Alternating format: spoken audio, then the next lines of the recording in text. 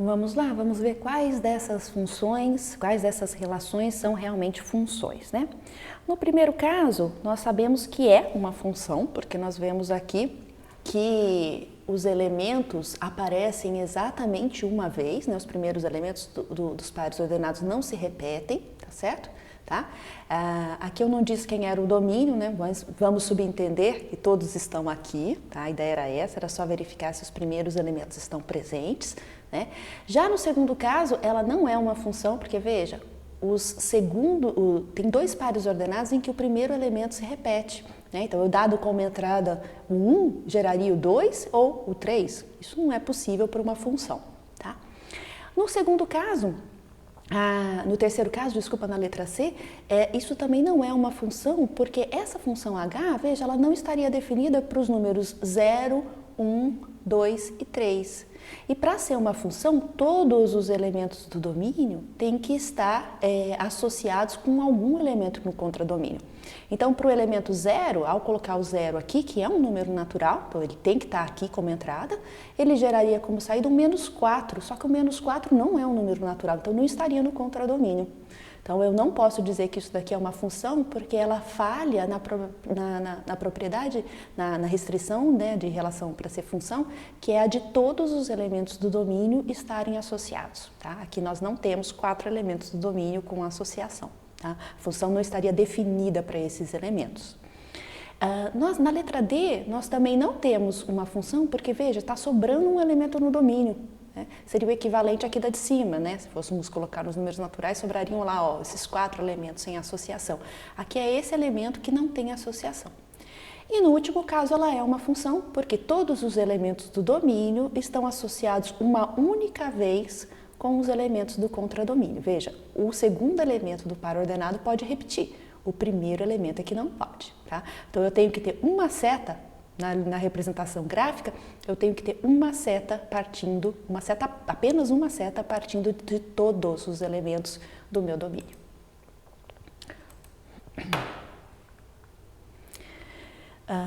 Algumas notações que a gente usa para função, né? Nós vamos dizer que seja f aí uma função e A um objeto, então a gente vai, só recordando, né? A gente vai usa essa notação, né? Que a f de A, ela vai estar definida se existir um elemento B, tal que esse par ordenado AB ocorre na minha função, não é?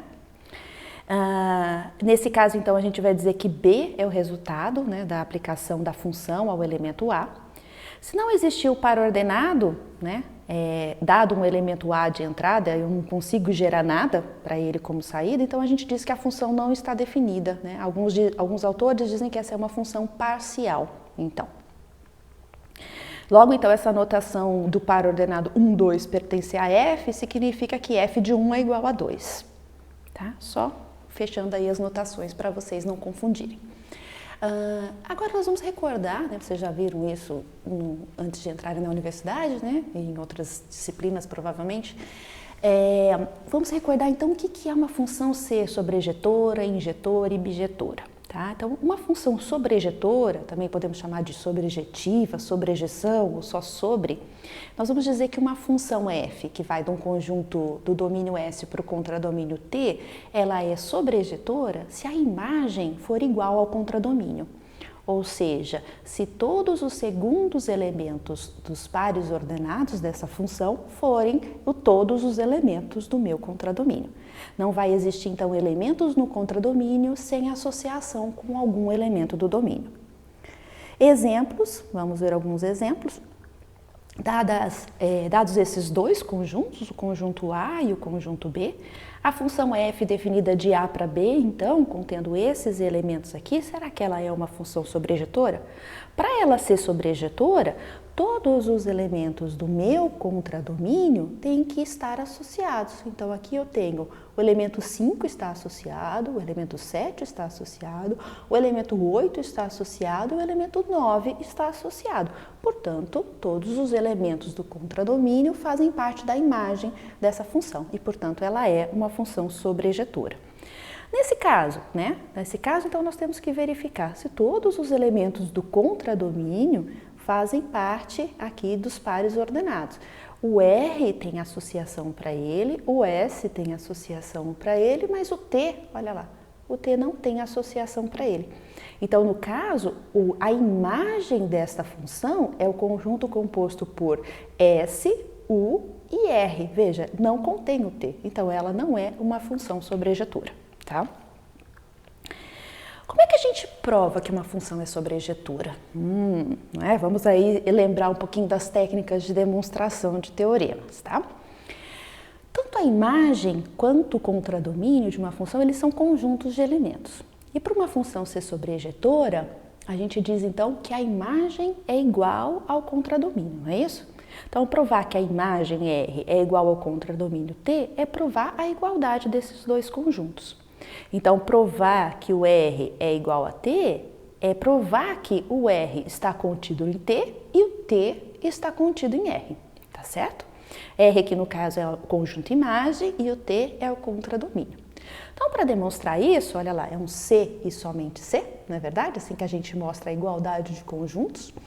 Então, eu preciso mostrar o C então indo e o C então voltando. O C então indo significa que, para provar que a minha imagem está contida no contradomínio, bem, basta eu usar a definição de função que diz que a imagem é um subconjunto do contradomínio. Então, isso já está definido, já vem da definição de função, não é? Então, aqui não tem muito o que fazer, tá? Isso já está definido lá, tá? É só citar a definição de função. Agora, para provar o contrário, não é?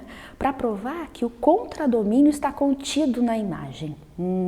Aí, o que precisamos fazer? Bem, a gente tem que fazer uma prova genérica, né? Então, eu preciso escolher um elemento arbitrário desse meu contradomínio e mostrar que ele pertence à imagem, ou seja, que ele é a imagem de algum elemento do meu domínio, tá?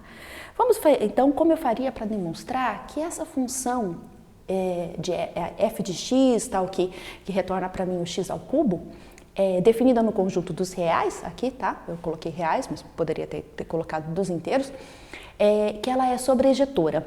Como é que a gente vai fazer isso? Lembra do nosso esqueminha de prova? Vamos lá, né? Então, a gente vai dizer, olha, seja x um número real, nós vamos mostrar, então, que essa função, né, de domínio e contradomínio número dos reais, definido dessa maneira, né, como dado um x, eu retorno x ao cubo, vamos mostrar que ela é sobrejetora. Tá?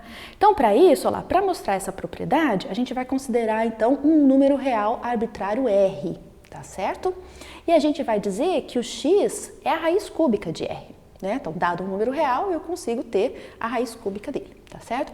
Então, como o x é a raiz cúbica de um número real, nós sabemos que x também é um número real. Tá? E, portanto, ele pertence ao domínio dessa minha função. Tá? Então, eu posso calcular, pegar esse x e colocar lá como entrada na minha função. Ou seja, eu vou fazer, então, a função gerar como imagem para mim um número que é o cubo desse meu x que eu estou dando entrada, certo? Bem, se esse meu x é uma raiz cúbica, ao elevar ao cubo, eu cancelo, né, a raiz cúbica com o cubo aqui e eu tenho simplesmente o r como resposta. Ou seja, esse r vai ser a imagem de x sobre f, tá? Ou seja, eu peguei para qualquer elemento do meu contradomínio, R, mostrei que ele é uma imagem sob f, né, nessa minha função f, de um elemento do domínio. Então, eu consigo provar dessa maneira, de uma maneira genérica, que todo elemento da minha imagem, todo elemento do meu contradomínio é a imagem de algum elemento do meu domínio, tá? O que é uma função injetora? Bem, uma função injetora, ela vai ser uma função f vai ser definida de S para T, ela é injetora se nenhum elemento do meu contradomínio for imagem de dois elementos do meu domínio. Tá? Ou seja, elementos diferentes do meu domínio têm imagens diferentes no meu contradomínio. A gente diz que a função é injetora, ou um outro nome que ilustra muito bem essa propriedade, a gente diz que a função é 1 para 1. Então, um elemento do domínio está relacionado com um elemento do contradomínio, né? E vice-versa. A gente já sabia que o domínio só pode ter uma seta partindo dele. Agora, a restrição está lá no contradomínio. Só vai ter uma seta chegando em cada elemento do meu contradomínio, tá? Então, exemplos aqui de funções. Vamos ver se essa função é injetora. Então, para ela ser injetora, o que acontece? Eu tenho que agora a restrição dos meus segundos elementos dos pares ordenados, também tenho a restrição de que eles apareçam apenas uma vez, né, em algum par ordenado. Então, vamos ver, ó, o 2, o 5, o 1 e o 4. Ótimo! Então, quer dizer que nesse caso, esses segundos elementos, eles ocorrem uma vez só. Então, essa é uma função injetora. Eu só tenho para esses elementos do meu contradomínio uma associação para cada um deles, apenas uma associação para cada um deles. E nesse caso, será que essa função é injetora? Né? Não, porque aqui nós vemos que o S, olha, ele tem duas associações para ele. Então, essa função não é injetora. Pois o elemento A e o elemento D do meu domínio, os dois levam ao mesmo S no meu contradomínio, tá? Então, ela não é uma função 1 para 1. Como é que a gente prova que uma função é injetora? Então, o que a gente vai fazer? A gente vai supor que existem dois elementos diferentes, não é? O S1 e o S2 lá do meu domínio. E esses dois elementos diferentes têm a mesma imagem, ou seja, se eu aplicar a função no S1, eu vou retornar um valor que é igual a aplicar a função no S2, tá? Só que eu vou chegar à conclusão que isso só é possível se o S1 for igual ao S2, tá? Então, seja x, olha lá, um número real, nós vamos mostrar que aquela função é a mesma, anterior, né, de x ao cubo, ela é injetora. Tá? Então, o que nós vamos fazer? Nós vamos, para demonstrar isso, nós vamos considerar que existem dois números x e y, reais, arbitrários, tá vendo? Eu não estou dizendo que é o número 1.5, tá? São dois números arbitrários, genéricos, tá? Então, eles são números reais e eu vou falar que a função de x é igual à função de y. Mas o que é o x? Quando eu fizer o f de x, o que retorna para mim? X ao cubo. E f de y? Y ao cubo. Quer dizer que o ao cubo é o multiplicar o x 3 vezes, né? O ao cubo do y é o multiplicar o y 3 vezes. Então, nós sabemos que, eu estou dizendo então que o x ao cubo é igual ao y ao cubo. Quer dizer que se eu multiplicar o x 3 vezes aqui, tem que dar igual ao y multiplicado 3 vezes, né? O que significa isso? Bem, isso aqui só é possível se o x e o y forem iguais, tá? Ou seja, eu demonstro então que essa é uma função injetora, tá?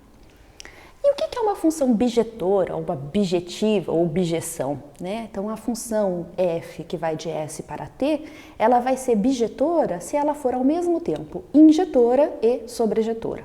Ou seja, todos os elementos do contradomínio estão associados a exatamente um elemento do domínio, tá? Agora, a restrição de todos associados a exatamente um, ela se aplica também ao contradomínio, né? Para ser função, essa restrição se aplica a domínio.